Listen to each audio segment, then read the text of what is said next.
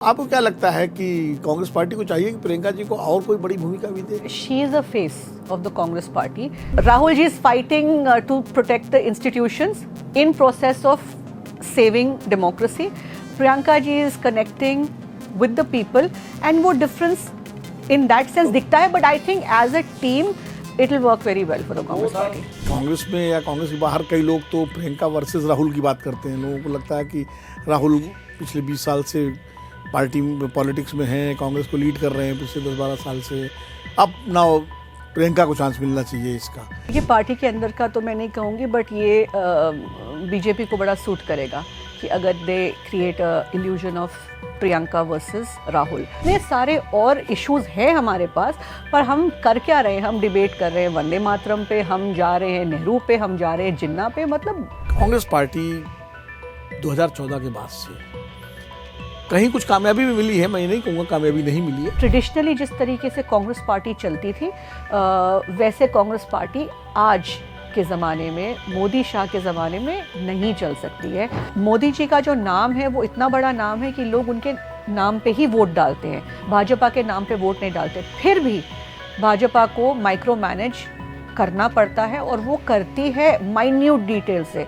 आज अगर हम राहुल जी चाहे जितनी मेहनत कर ले, जो कि वो कर रहे हैं, सड़क पे उतरे, भारत जोड़ो यात्रा करी, न्याय यात्रा करी, लोगों से इतना कनेक्ट हुए, पर उनकी मेहनत फेल हो जाती है जब तक संगठन नीचे तक रोबस्ट और मजबूत नहीं होता है और आप हर डिटेल बूथ लेवल तक ना मैनेज कर सकें। और इस वक्त मैं ये कहना चाहूँगी कि पार्टी में सारा फोकस इस पे नहीं है कि हम चुनाव कैसे जीतें, सबकी फोकस इस पे है कि किसको राज्यसभा मिल जाए। तो जो मोदी जी को ज़्यादा गाली देगा उनको लगता है वो फेवर में आएंगे और उनको राज्यसभा मिल जाएगी। इसमें आई थिंक हमारी पार्टी का स्ट्रक्चर वीक हो रहा है। कहना है जो राहुल गांधी आरोप लगा रहे हैं वोट चोरी और उसका, तो उसमें कुछ ये सिर्फ वोट चोरी नहीं है ना, आपके कैंडिडेट जीतता है लेकिन आप दूसरे कैंडिडेट को, तो रिजल्ट चोरी हो गई। हाँ, तो रिजल्ट चोरी भी हुई है ना, ये तो 2017 में ओपनली हुई है। ये हमेशा ब्लेम करते थे कि अहमद पटेल की वजह से कांग्रेस की सरकार नहीं आती, जबकि मेरे फादर खुद पीसीसी प्रेसिडेंट रह चुके हैं, हमारे चीफ मिनिस्टर्स रह चुके हैं गुजरात में, हमारी सरकार रह चुकी शायद 30 साल पहले। पर जब 2022 में अहमद पटेल नहीं थे मैनेज करने के लिए, 17 पे आ गई कांग्रेस। और तब सबने याद किया कि आज अहमद भाई होते तो ये हालत कांग्रेस पार्टी की नहीं होती। आपको अगर गुजरात से जिम्मेदारी दी जाए तो आप संभाल लेंगे? बिहार चुनाव में जिस तरह जो कांग्रेस का हाल हुआ, तो एक कांग्रेस के भीतर ये मांग उठ रही है कि कांग्रेस को अब अकेले लड़ना चाहिए चुनाव। जहाँ जहाँ आपने राज्य किसी पार्टी के साथ, रीजनल पार्टी के साथ आपने अगर गठबंधन किया है तो आपका खुद का बेस इरोड किया है। कांग्रेस पार्टी आज भी सबसे बड़ी ऑपोजिशन, नेशनल ऑपोजिशन पार्टी है और आई थिंक कि हम लोगों को संगठन मजबूत करके पूरे देश में अपने दम पर लड़ना चाहिए। लेकिन 2022 में कांग्रेस उत्तर प्रदेश में अकेले लड़ी थी, प्रियंका जी ने बहुत मेहनत की थी, लेकिन नतीजा क्या निकला? 2 सीटें। और शायद सही वक्त ना हो, पर उसके बाद लोकसभा में भी ठीक है गठबंधन थी, पर जीते ना हम सीटें। कभी कभी वक्त सही नहीं होता है, लहर अलग होती है, माहौल अलग होता है। अगर उस साल पुलवामा नहीं हुआ होता 2019 में, तो शायद रिजल्ट कुछ और होते। या तो आप सांप्रदायिक बातें करते हैं या तो फिर बिल्कुल ठेस नेशनलिज्म की जो बातें तो उस वही होती है। असली मुद्दे तो लोग भूल ही गए हैं। उनके घर में चूल्हा नहीं जलता है, नो प्रॉब्लम। घर में नौकरी नहीं है, नो प्रॉब्लम। बिजली नहीं है, नो प्रॉब्लम। सड़क नहीं है, नो प्रॉब्लम। किसी को किसी चीज़ से मतलब ही नहीं है। बस पाकिस्तान में घुस के मारेंगे, मारना चाहिए, बिल्कुल मारना चाहिए, पर कम से कम अभी हमारे देश में जो असली जनता के इश्यूज हैं उस पर तो काम करें ना। नमस्कार, अमरउजाला.com पर मेरे कार्यक्रम खरी बात में आपका स्वागत है, खैर मकदम है, वेलकम है। हमेशा की तरह आज फिर हम एक नए मेहमान से रूबरू हैं और इस बार थोड़ा जो विषय है, मुद्दा है, बड़ा दिलचस्प है, क्योंकि कांग्रेस पार्टी में जिस तरह से पिछले कुछ दिनों से लगातार प्रियंका गांधी ने आगे आकर के एक मोर्चा संभाला है सरकार के खिलाफ, संसद और संसद के बाहर, तो उसको लेके पार्टी के भीतर और बाहर प्रियंका को एक महत्वपूर्ण जिम्मेदारी देने की चर्चाएं भी तेज हो गई हैं। इन सारे मुद्दों पर आज बात करने के लिए हमारे साथ मौजूद हैं कांग्रेस की युवा नेत्री मुमताज़ पटेल साहब। मुमताज़ जी नमस्कार। आपका बहुत बहुत शुक्रिया। आप हमारे आपका बहुत बहुत धन्यवाद, कि आपने आप मुझे आए मौका हमारे दिया। कार्यक्रम में इतना समय निकाल करके। तो मैंने कहा कि इस बार आपसे चर्चा करें थोड़ी सी, क्योंकि कांग्रेस की जो नई पीढ़ी है, जो जेन नेक्स्ट जिसको बोलते हैं, उसमें आप भी हैं और आपके पास एक लेगेसी भी है फादर की। आप अहमद पटेल साहब की बेटी हैं, तो जाहिर है पॉलिटिक्स आपके जीन्स में होनी चाहिए। लेकिन मेरा पहला सवाल ये है कि जब तक अहमद पटेल साहब रहे तब तक आपने राजनीति की तरफ, सियासत की तरफ बिल्कुल रुख नहीं किया, जबकि आमतौर पर कांग्रेस के तमाम नेताओं के बेटे जो है उनके रहते हुए पॉलिटिक्स में आ गए। तो क्या वजह थी? अहमद साहब ने मना किया आपको या आपकी दिलचस्पी नहीं थी? दिलचस्पी थी, पर ये अहमद भाई की पॉलिटिक्स थी कि वो अपने परिवार को राजनीति से दूर रखना चाहते थे। और उनके जाने के बाद मैं हमेशा ये कहती आई हूँ कि मैं उनकी कोई राजनीतिक वारिस नहीं हूँ। आज अगर मैं आपके सामने भी बैठी हूँ तो मैं इसलिए बैठी हूँ क्योंकि मैं कांग्रेस पार्टी की विचारधारा से जुड़ी हूँ और मैं इस देश की उन्नति की विचारधारा से जुड़ी हुई हूँ और मैं चाहती हूँ कि हम जैसे लोगों को भी मौका मिले कि हम पार्टी के लिए, देश के लिए कुछ कर सके। नहीं, अब तो आने वाला समय आप लोगों का ये है कि वो पुरानी पीढ़ी के लोग धीरे धीरे या तो रिटायर होते जा रहे हैं या सीन से बाहर होते जा रहे हैं। रिटायर तो कोई नहीं हो रहा है मतलब नहीं, कुछ लोग जैसे जनार्दन द्विवेदी जी ने अपना वो रिटायर वाले मोड में चले गए, और भी लोग हैं और कई लोग रिटायर नहीं भी हो रहे हैं, आप सही कह रही हैं। लेकिन फिर भी अब नई पीढ़ी को ही मौका मिलना चाहिए। देखिए, अभी हाल में प्रियंका गांधी ने जिस तरह से भाषण दिया लोकसभा में, वंदे मातरम पे जो चर्चा हुई, और उनके उस भाषण की बड़ी सराहना हुई और बड़ा चारों तरफ बड़ा अप्रिशिएट किया गया जिस तरह फैक्ट्स के साथ उन्होंने सरकार के तर्कों का काउंटर किया, उनका जवाब दिया। और उसके बाद एक बड़ी मांग है, उसके बाद फिर पार्लियामेंट में राहुल जी तो चले गए बाहर विदेश यात्रा पर, तो उन्होंने ही मोर्चा संभाला। और चाहे वो जी राम जी वाला मुद्दा हो, जो मनरेगा को की जगह नया विधेयक आया, उस पर भी प्रियंका जी ने बहुत अच्छा जवाब दिया सरकार को, और एक तरह से सदन के बाहर भी उन्होंने अपनी बात रखी। और लगातार उन्होंने अभी उसके बाद फिर जब मीटिंग हुई प्रधानमंत्री जी और लोकसभा अध्यक्ष जो चाय की मीटिंग, उसमें भी उनका जो तस्वीर आई बड़ी हंसते हुए बात करते हुए, तो एक नई भूमिका में वो दिखाई पड़ी। तो आपको क्या लगता है कि कांग्रेस पार्टी को चाहिए कि प्रियंका जी को और कोई बड़ी भूमिका भी दे? देखिए, प्रियंका जी की जो जगह है पार्टी में वो तो है ही। अब भूमिका की अगर आप बात करें तो she is a face of the Congress party. बेशक राहुल जी जो हैं वो लीड करते हैं फ्रॉम द फ्रंट, पर you can't take it away from Priyanka ji. And उनका जो स्टाइल है, डिवीनर है, बड़ा काम कंपोज्ड। प्लस जब वो पिछले हम एक वर्ष से जो देख रहे हैं कि जो सदन में आती हैं तो बड़ी फैक्चुअल, क्लियर, क्रिस्प बातें करती हैं और उनको आता है तरीका कि किस तरीके से सरकार को कॉन्फ्रंट भी करना है और किस तरीके से वापस जवाब भी देना है। तो I think it's pleasant to see कि पिछले कुछ दिनों में हमने जो एक camaraderie might not be the right word, but जिस तरह की एक्सचेंज देखी है हमने पार्लियामेंट में, बड़े वक्त के बाद सदन चलते देखा है। और वो जो स्माइलिंग वीडियोस आई थी जिसमें कि वो नितिन जी से अपॉइंटमेंट मांग रही थी और फिर मिली भी, और बल्कि उनका शायद जो इश्यूज थे रिजॉल्व भी हुए, और जिस तरीके से उन्होंने प्रधानमंत्री जी को नेहरू जी पे कन्फ्रंट किया, मतलब वो देखकर हम उन्होंने कहा कि तय कर लीजिए, हाँ, कि मतलब बस once and for all let's finish this, you no.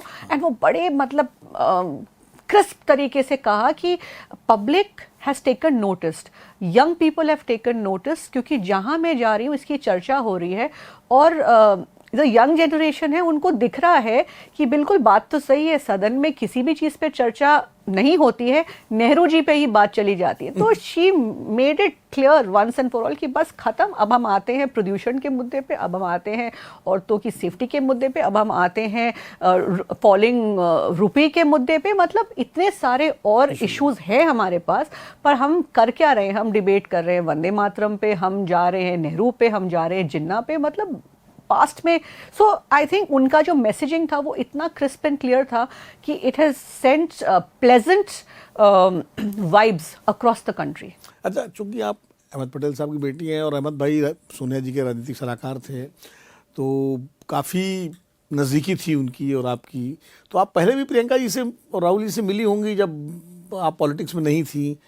जी बिल्कुल, ऑफ कोर्स। एंड तो दोनों के अप्रोच में भी फर्क है। हाँ, वही मैं जानना चाह रहा हूँ जी कि जी एक चूंकि एक इंडिपेंडेंट जी, तो बट प्रियंका जी के साथ ज़्यादा बीइंग अ लेडी, हाँ आई थिंक ज़्यादा इंटरेक्शन रहा है, एंड वो I feel is very fourth coming, and वो बड़ा वक्त देती हैं, आराम से सुनती हैं, समझती हैं, और तो ये उनका अप्रोच अलग है। राहुल जी का अप्रोच है कि आई थिंक वो बहुत बिजी रहते हैं, क्योंकि उनका स्टाइल ऑफ पॉलिटिक्स जो मुझे समझ आया, मैं ये पर्सनल लेवल पे नहीं कह रही, पर्सनल लेवल पे तो खैर is a very sincere person जो मुझे दिखता है। मुझे लगता है कि उनका दिल सही जगह पे है, उनकी सोच, his heart is in the right place, and वो चाहते हैं कि हिंदुस्तान मतलब there is a egalitarian society. I think उनकी सोच उस एंगल की तरफ जाती है, लेकिन आई थिंक उनकी जो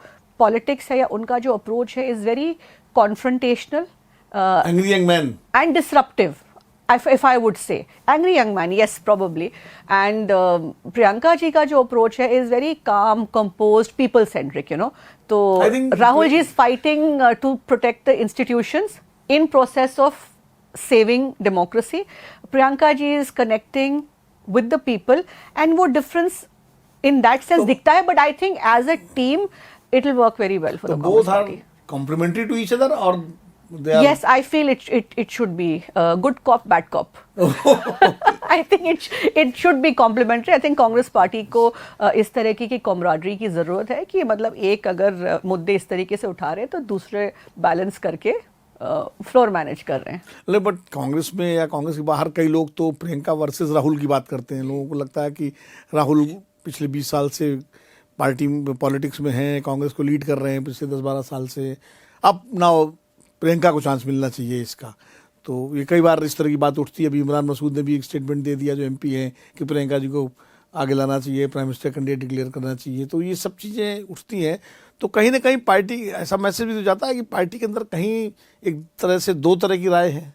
देखिए, पार्टी के अंदर का तो मैं नहीं कहूँगी, बट ये बीजेपी को बड़ा सूट करेगा कि अगर they create a illusion of Priyanka versus Rahul, क्योंकि अगर पार्टी डिवाइडेड रहेगी, कैंप्स बने रहेंगे, बटके रहेंगे, तो वही वाली बात, बटोगे तो कटोगे।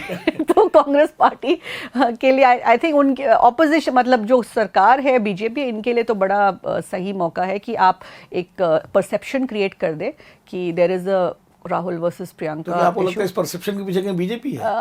लगता है, आई think it's working fine for them, and it will work well in their advantage, क्योंकि दोनों साथ में अगर रहेंगे तो पार्टी ज़्यादा मजबूत रहेगी। जहाँ पे आपने डिवाइड एंड रूल, वो वैसे भी देश में भी कर रहे हैं डिवाइड एंड रूल, और ऑपोजिशन पार्टीज में भी करने की कोशिश कर रहे हैं। जो मेरी जानकारी है उसके हिसाब से प्रियंका जी और राहुल जी के बीच में जो बॉन्डिंग है जी, वो इतनी स्ट्रांग है शायद, एग्जैक्टली, कि वो इस तरह की चीजें, क्वेश्चन जो है वो एग्जैक्टली। एंड आप देखिए एज अ फैमिली, मतलब what all they have gone through, the sacrifices as very young children, grandmother की घर में ही हत्या हुई, फादर की जिस तरीके से असैसिनेशन हुआ था, मतलब they have faced it all, and तो जाहिर है कि मतलब जो ट्रेजेडीज साथ में फेस करिए, the bond becomes even stronger, because you have lived through those emotions, you have lived through those times, and मुझे नहीं लगता, बट मैं हमेशा कहती हूँ कि भाजपा जो है वो किसी भी हद तक जा सकती है। तो अभी जो इतना ज़्यादा हाइप मच रहा है मीडिया में, प्रियंका जी देखिए अपना काम कर रही थी, एंड जो उनकी स्टाइल हमने देखी है वो तो शुरू से देखते आ रहे हैं। आई थिंक जब वो राजनीति में नहीं भी थी, अब अगर आपको याद होगा सोनिया जी का जब चुनाव रायबरेली में हुआ था, as a very young girl also वो जाती थी, मोर्चा संभालती थी, कैंपेन करती थी, तो उनका एक ही अप्रोच रहा है। और अभी आपने जो मुझे पर्सनल लेवल पे भी सवाल पूछा, that has been her nature. वो she is very caring, you know, वो समझती हैं, वो सुनती हैं, तो वो उनका एक उस तरीके का अप्रोच हमेशा से रहा है। कई लोगों में इंदिरा गांधी की छवि भी देखते हैं, बिल्कुल दिखने में भी लगती है, तो जाहिर है कि इंदिरा गांधी का जो, हाँ बिल्कुल। पर देखिए, शायद आज के जनरेशन को उससे कोई फर्क इतना पड़ेगा नहीं। अगर जैसे मेरे बच्चों की बात करें, they don't remember Indira ji, they don't remember Rajiv ji, उनके लिए तो आज राहुल जी हैं, मोदी हैं, प्रियंका जी हैं। सो हाँ, तो प्रेजेंट जनरेशन हाँ, लीडरशिप प्रेजेंट जनरेशन, तो इसीलिए हम यही बोल रहे हैं कि सरकार भी अगर पास्ट के मुद्दों पे ही बात करती है तो जाहिर है कि अगर प्रियंका जी काउंटर करेंगी तो बिल्कुल सही कर रही है, and it is resonating with people. दूसरा, कम्युनिकेशन स्किल भी शायद उनकी जी ज्यादा जी, बेहतर हिंदी है। बहुत हिंदी, साफ इंग्लिश, है, हाँ। और ओरेटरी स्किल्स बहुत बढ़िया है, और क्रिस्प बोलती है, तो वॉट अबाउटरी नहीं होती है, मुद्दे से भटकती नहीं है, जिस चीज़ का जवाब देना एकदम क्लियर कट देती हैं। तो मुझे लगता है कि सामने वाले भी थोड़ा सा अब सोच में तो आ गए हैं कि इनको कन्फ्रंट कैसे करें। हाँ, वो तो जाहिर है कि अभी तो दूसरा क्या है कि राहुल जी तो चूंकि अपनी एजुकेशनल अप्रोच से कुछ मौका भी दे देते हैं सामने वाले को कन्फ्रंट करने का। प्रियंका जी हंस करके जो है उसको बिल्कुल एकदम तो इसीलिए ना बैलेंस अच्छा है, गुड कॉप बैड कॉप।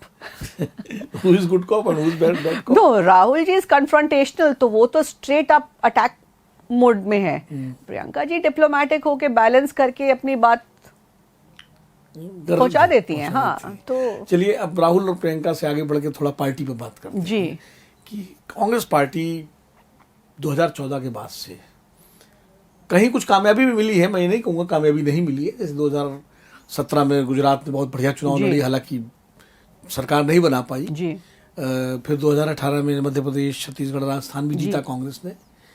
तो ये कुछ खाते दर्ज में कर्नाटक जीता, तेलंगाना जीता, हिमाचल जीता, ये तो जीत है, लेकिन इसके अलावा हार के बहुत मंजर उसके खाते में दर्ज हैं। जी 2014 का चुनाव हारी, 2019 का लोकसभा चुनाव बुरी तरह से हारी, कई राज्यों के विधानसभा चुनाव हुए, और अभी सबसे लेटेस्ट जो हुआ 2024 के लोकसभा चुनाव में तो लगा कि कांग्रेस पार्टी रिवाइव कर रही जी। है, अच्छा परफॉर्मेंस रहा, लगभग 99 सीटें आ गई।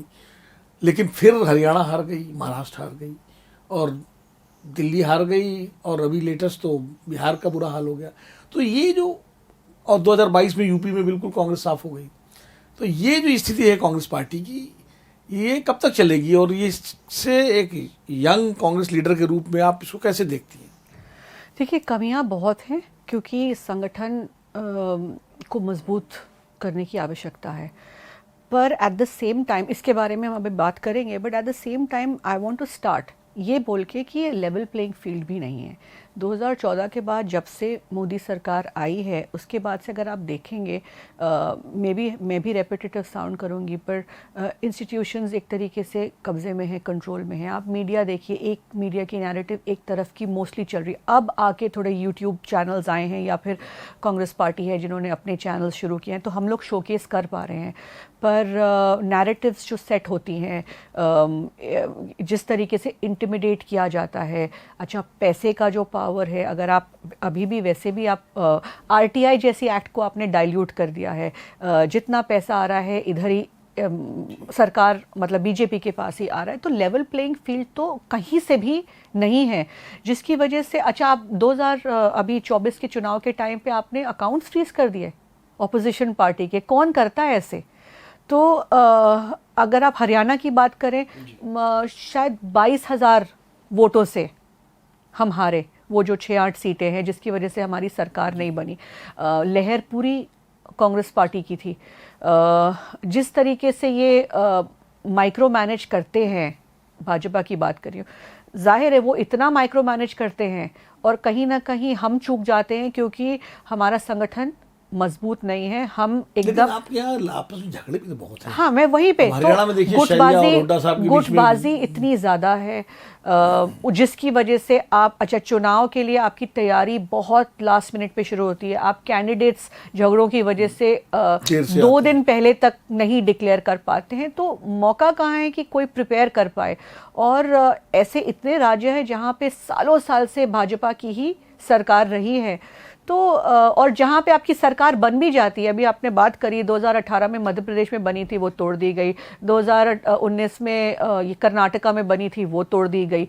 तो लेवल प्लेइंग फील्ड तो कहीं की भी नहीं है, पर इस तरह के मशीनरी से फाइट करने के लिए हमें और चौकन्ना होना पड़ेगा, और विच इज़ वाई एक पूरी ओवरहॉल की ज़रूरत है कि ट्रेडिशनली जिस तरीके से कांग्रेस पार्टी चलती थी, वैसे कांग्रेस पार्टी आज के ज़माने में, मोदी शाह के ज़माने में नहीं चल सकती है।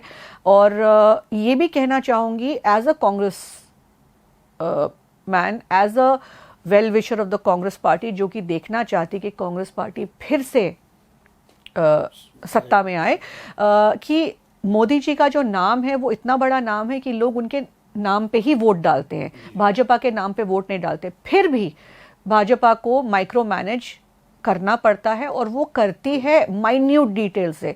तो अगर उस नाम को ज़रूरत पड़ती है तो आज अगर हम राहुल जी चाहे जितनी मेहनत कर ले, जो कि वो कर रहे हैं, सड़क पे उतरे, भारत जोड़ो यात्रा करी, न्याय यात्रा करी, लोगों से इतना कनेक्ट हुए, पर उनकी मेहनत फेल हो जाती है जब तक संगठन नीचे तक रोबस्ट और मजबूत नहीं होता है और आप हर डिटेल बूथ लेवल तक ना मैनेज कर सकें। अभी राहुल जी ने दो बातें कही थी, एक तो मध्य प्रदेश में कही थी कि शादी का घोड़ा और जी, रेस का घोड़ा, जी, लंगड़ा घोड़ा जी, और गुजरात में कहा था कि कई लोग हमारी पार्टी में ऐसे हैं जो बीजेपी के एजेंट हैं। हाँ, पर हुआ क्या उनका, वो अभी भी बैठे हैं। हम तो गुजरात से हैं और मैंने शायद ये बात हर लेवल पे कर दी है, मतलब सेंट्रल लेवल से लेकर स्टेट लेवल पर इतने लोग हैं जो बैठे हुए हैं, मिले हुए हैं, पर ऐसे ही लोगों को बार बार मौका मिल रहा है, तो उसके ऊपर एक्शन भी तो होना चाहिए। और कहीं ना कहीं आई थिंक टैलेंट वेस्ट हो रहा है, कहीं ना कहीं फेवरेटिज्म की वजह से कुछ ही चुनिंदा कुछ ही पसंद के लोग जो हैं उनको फेवर्स मिलते हैं, वही बैठते हैं डिसीजन मेकिंग प्रोसेस में, हार के बावजूद भी। ये मैंने बिहार चुनाव के बाद भी कहा था कि इन लोगों को फिर से रिवॉर्ड किया जाएगा। और इस वक्त मैं ये कहना चाहूँगी कि पार्टी में सारा फोकस इस पे नहीं है कि हम चुनाव कैसे जीतें, सबकी फोकस इस पे है कि किसको राज्यसभा मिल जाए। तो जो मोदी जी को ज़्यादा गाली देगा उनको लगता है वो फेवर में आएंगे और उनको राज्यसभा मिल जाएगी। इसमें आई थिंक हमारी पार्टी का स्ट्रक्चर वीक हो रहा है, क्योंकि सब सेल्फिश इंटरेस्ट से ही आगे चल रहे हैं। तो जब ऐसा होता है तो जो हमारे लीडर हैं, चाहे राहुल जी होंगे या प्रियंका जी होंगे, ये जितनी भी मेहनत कर रहे होंगे, दैट फेल्स। वो उस लेवल पे मेहनत कर रहे हैं, पर जब तक सपोर्ट नीचे से नहीं आएगा to work as a well oiled machinery, और आप अपनी सेल्फिश इंटरेस्ट पे ही फोकस करेंगे, तो जाहिर है फिर फेलियर आएगा। मुमताज जी, आप गुजरात से हैं, अहमद भाई भी गुजरात से थे जी, लेकिन गुजरात में कांग्रेस पार्टी पिछले 25-30 साल से सत्ता में नहीं है, जी, सत्ता से बाहर है। 2017 में लगा था कि शायद कांग्रेस सत्ता के नजदीक पहुंच गई थी। उसके बाद फिर 2022 में हालत ये हो गई, कांग्रेस 27 सीट पे आ गए, 27 नहीं, 17 सीटों पे, और अब तो 13 सीट है। हाँ, वो काफी तो लोग छोड़ गए। क्या मतलब इतनी बुरी हालत गुजरात में कांग्रेस की क्यों हुई? क्या क्योंकि संगठन वीक होता गया। और इस पॉइंट पे मैं ये भी कहना चाहूँगी कि बहुत लोगों ने 2017 में हम नियरली जीत गए थे, ऐसी बहुत चीज़ें हुई हैं जिनकी वजह से वो 10-15 सीटें इधर उधर मूव करी और सरकार भाजपा की बन गई, जो कि बन नहीं रही थी। तो उसीलिए मैं कहती हूँ कि मतलब लेवल प्लेइंग फील्ड नहीं है। माइक्रो मैनेजमेंट चुनाव के बाद और काउंटिंग के बाद भी होता है, काउंटिंग तक होता है, काउंटिंग के बाद भी होता है। जो राहुल गांधी आरोप लगा रहे हैं वोट चोरी और उसका, तो उसमें कुछ ये सिर्फ वोट चोरी नहीं है ना, आपके कैंडिडेट जीतता है लेकिन आप दूसरे कैंडिडेट को, तो रिजल्ट चोरी हो गई। हाँ, तो रिजल्ट चोरी भी हुई है ना, ये तो 2017 में ओपनली हुई है। इसके बारे में तो मैं तब राजनीति में थी भी नहीं, मैंने तब भी बात करी थी, मैं वॉच कर रही थी। 99 सीट्स पे कांग्रेस पहुंच गई, सडनली लास्ट 10 सीटों पे अब देख रहे हैं कि नंबर्स क्या थे, 300 वोट से हार रहे, 400 वोट से हार रहे। बहुत ईजी है रिजल्ट को मैनिपुलेट करना।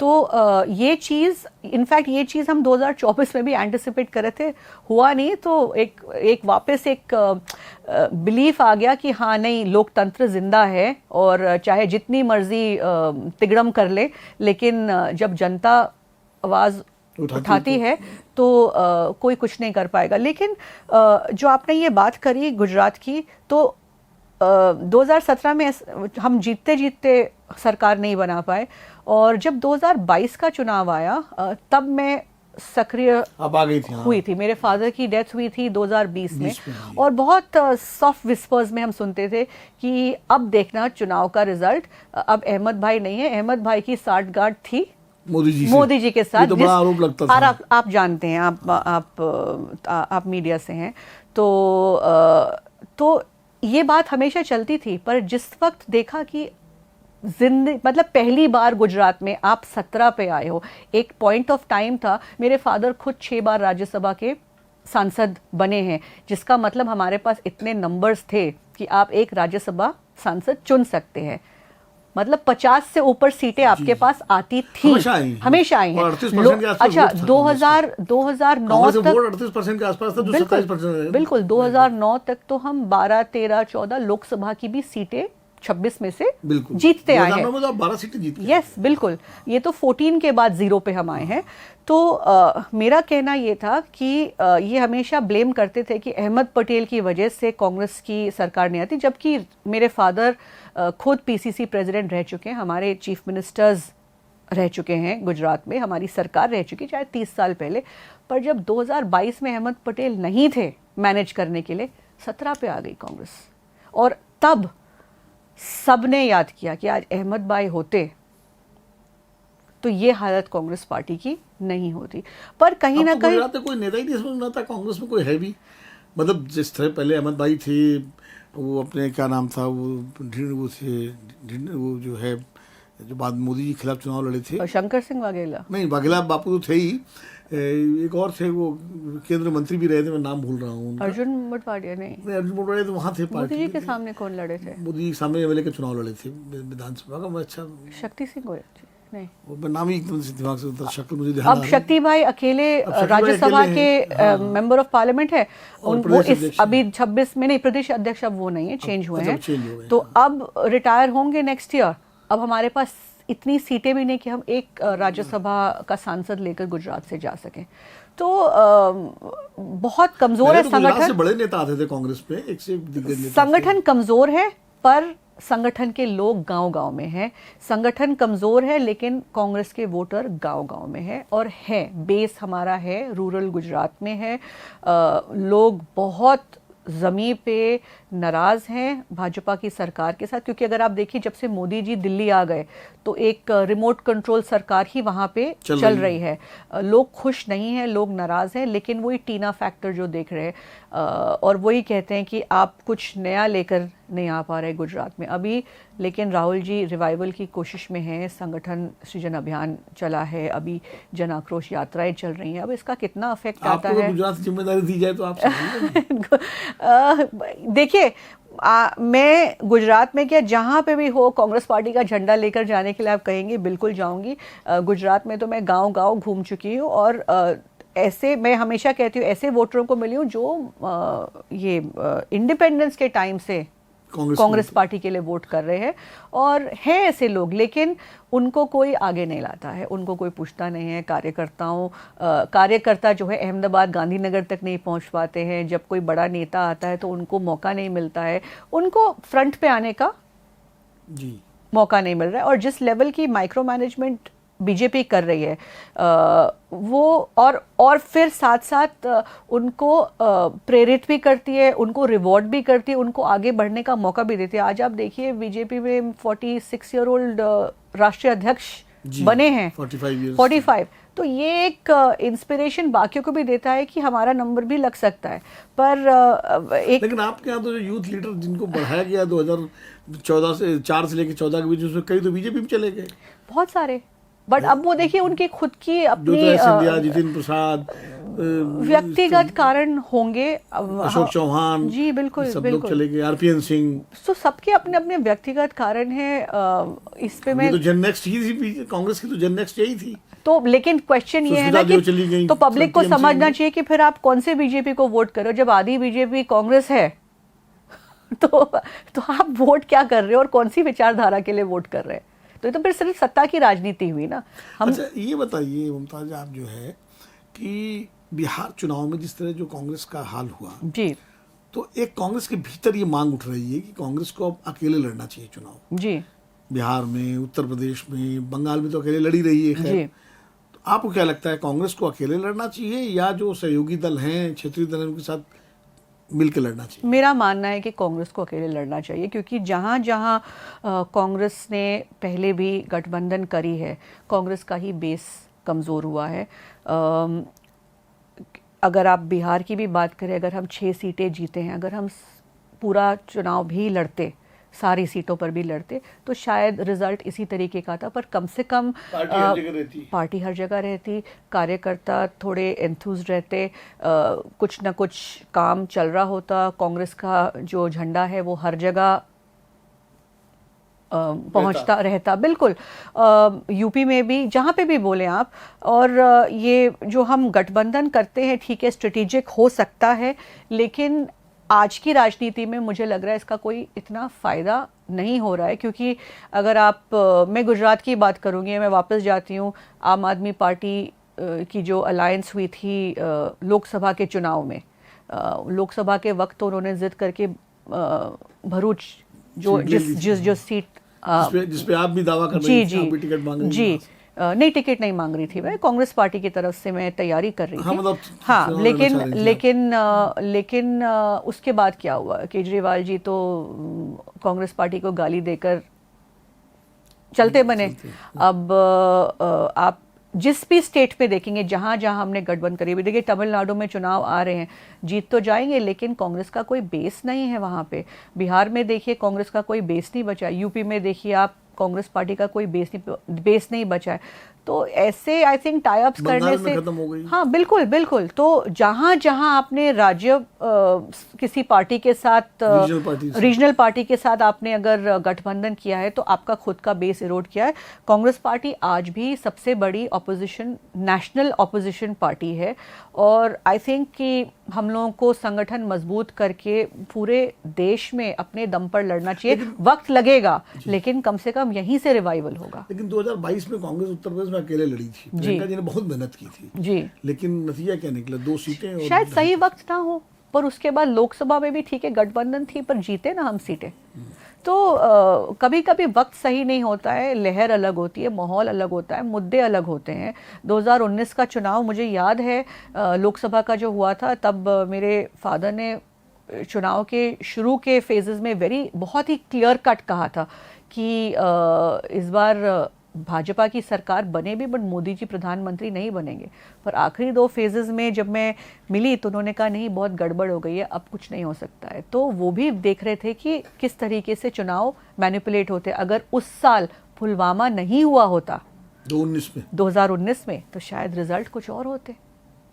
मतलब पुलवामा की वजह से जो है, बिल्कुल 100% सरकार को इस बात का पूरा फायदा हुआ, जो सर्जिकल स्ट्राइक्स की मुहिम चलाई थी, बिल्कुल फायदा हुआ, एज मिला, बिल्कुल एज मिला। लेकिन इतना ज़्यादा नेशनलिस्टिक फर्वर कर दिया है आपने पूरे कंट्री में कि अब जो है लोग या तो आप सांप्रदायिक बातें करते हैं, या तो फिर बिल्कुल ठेस नेशनलिज्म की जो बातें तो वही होती है। असली मुद्दे तो लोग भूल ही गए हैं। उनके घर में चूल्हा नहीं जलता है, नो प्रॉब्लम, घर में नौकरी नहीं है, नो प्रॉब्लम, बिजली नहीं है, नो प्रॉब्लम, सड़क नहीं है, नो प्रॉब्लम, किसी को किसी चीज़ से मतलब ही नहीं है। बस पाकिस्तान में घुस के मारेंगे, मारना चाहिए, बिल्कुल मारना चाहिए, पर कम से कम अभी हमारे देश में जो असली जनता के इश्यूज हैं उस पर तो काम करे ना। वो तो फेल्ड स्टेट है ही पाकिस्तान, ऑलरेडी भरे हुए देश को। नहीं, एक चीज़ और है, एक सवाल अक्सर होता है कि कांग्रेस में फैसले बहुत देर से होते हैं। जी, अग्रीड। और फैसले जब होते हैं तब तक शायद उन फैसलों की रेलेवेंसी खत्म हो जाती है। तो ये जो एक क्या कहते हैं इसको, हिंदी में इसके लिए बड़ा अच्छा शब्द है जड़ता, अंग्रेजी में स्टेगनेंसी कह सकते हैं जी। तो ये जो लीडरशिप के लेवल पे है, इसकी क्या वजह है? गुटबाजी, जो प्रेशर बिल्ड होता है अलग अलग ग्रुप से, अलग अलग फैक्शन से, उसकी वजह से डिसीजंस वक्त पे लिया नहीं जाता है। Plus eight the same time शायद मुझे लगता है कि डिसीजन मेकिंग प्रोसेस में बहुत लोग इन्वॉल्व होते हैं। तो जब तक एक फर्म डिसीजन एक जगह से ना आए, और एक जैसे बीजेपी में एकदम से नितिन नवीन का नाम आ गया, हाँ, क्योंकि किसी ने छू तक नहीं करी। देखिए, बट फर्क क्या है कि ये डिसीजन लिया होगा मोदी जी और अमित शाह जी नहीं, लेकिन वहाँ कोई नहीं बोलेगा कि चुनाव नहीं हुए, ये क्या बोलते हैं, डेमोक्रेसी नहीं है, वन डिसीजन, मतलब एक ही जगह से वन मैन वन डिसीजन हो रहा है। पर अगर यहाँ पे यही चीज़ गांधी परिवार ने किया होता तो बोलेंगे कि फैमिली ओन्ड पार्टी है। तो ये भी फ़र्क है। बट मुझे लगता है कि जिस तरीके से वहाँ पे वन फाइनल डिसीजन लेते हैं, वहाँ पे कांग्रेस पार्टी में भी मतलब this and that's it, that's it, you know, मतलब फर्म डिसीजन लेकर फर्म डिसीजन ले एंड उसके बाद फिर कॉन्सिक्वेंसेस जो हैं लेट देम फेस इट ना। जो रिबेल करता है let them face the consequences. हाँ, देखें, एक आखिरी सवाल करते हैं कि कांग्रेस पे एक आरोप ये लगता है खासकर बीजेपी की तरफ से कि ये मुस्लिम परस्त पार्टी हो गई है, और एंटनी कमेटी की रिपोर्ट जो आई थी 2014 के बाद, उसमें भी ये बात कही गई थी कि एंटी हिंदू पार्टी का एक टैग लग गया था कांग्रेस के ऊपर, और बीजेपी लगातार इस तरह के आरोप लगाती रहती है। आपको क्या लगता है कि कांग्रेस की जो सोच है, कहीं उसमें कुछ सुधार की ज़रूरत है? नहीं, ऐसा नहीं है। देखिए, कांग्रेस पार्टी हमेशा सेक्युलरिज्म की बात करती है, जिस शब्द से भाजपा को नफरत है। वहाँ प्रधानमंत्री जी ज़रूर बोलेंगे सबका साथ सबका विकास, बट सबको साथ लेकर चलते हैं, नहीं चलते। जहाँ कांग्रेस पार्टी ने अल्पसंख्यकों की बात करी, दलित की बात करी, पिछड़े वर्गों की बात करी, लेकिन इसमें से आइसोलेट क्या करेंगे? सिर्फ मुस्लिम। प्रधानमंत्री तक मंच पे से शब्द यूज़ करते हैं मुस्लिम, मुजरा, मटन। आप एक समुदाय को आइसोलेट करते हैं और आप एक परसेप्शन बिल्ड करने की कोशिश करते हैं। जाहिर है मुस्लिम जो वोट बैंक है वो मोस्ट ऑफ इट भाजपा को वोट नहीं करेगा, तो दे वोट फॉर कांग्रेस। बट ये भी एक फैक्ट है कि जहां मुस्लिम्स को एक थर्ड ऑल्टरनेटिव मिलता है वो वहां चले जाते हैं। आप बिहार में देखिए आरजेडी, आप यूपी में देखिए समाजवादी पार्टी, आप दिल्ली में देखिए आम आदमी पार्टी, कितनी सारी सीटें आम आदमी पार्टी मुस्लिम डोमिनेटेड कॉन्स्टिट्यूंसीज में जीती हैं। तो ऐसा नहीं है कि अपीज कर रहे मुस्लिम्स को। यस, एक वोट बैंक बड़ा रहा है because Congress party inclusive party रही है, सोच इंक्लूसिव रही है, सेक्युलरिज्म में हमेशा मानती है। पर बीजेपी तो जाहिर है इसको प्रोपोगेंडा की तरह यूज कर रही है, क्योंकि उनको दोनों समुदाय को डिवाइड करके रखना है। तो वे मजॉरिटेनिज्म पॉलिटिक्स जो खेल रहे हैं वही उनका वोट बैंक है। चलिए मुमताज जी, आपने समय दिया और आपने बहुत खुल के बात की, बेबाकी से बात की, और मुझे लगता है कि किसी भी युवा राजनेता को ऐसे ही खुल के बात करनी चाहिए, बिना किसी संकोच के और बिना किसी डर के। क्योंकि आप, मुझे लग रहा था शायद कहीं डर हो आपके अंदर, लेकिन आप कहती, राहुल जी कहते हैं कि डरो मत। बिल्कुल, राहुल जी बोलते डरो मत, झुकना नहीं, रुकना नहीं। तो आपने उन्हीं को फॉलो किया है, अपने लीडर को। बिल्कुल। बहुत बहुत शुक्रिया आपको। थैंक यू सो मच, धन्यवाद आपका जी। और लेकिन इस वादे के साथ हम विदा लेंगे आपसे कि फिर कभी जरूरत पड़ेगी किसी कार्यक्रम में अपने, तो हम आपको फिर तकलीफ देंगे, फिर बुलाएंगे और आप आएंगी। इसके साथ ही दर्शकों, ये थी मुमताज पटेल, कांग्रेस की युवा नेता। उनसे हम बातचीत कर रहे थे कांग्रेस की मौजूदा हालात पर। अगले हफ्ते फिर किसी नए मेहमान के साथ मैं आपसे फिर मिलूंगा। तब तक के लिए मुझे विनोद अग्निहोत्री को इजाज़त दीजिए। नमस्कार।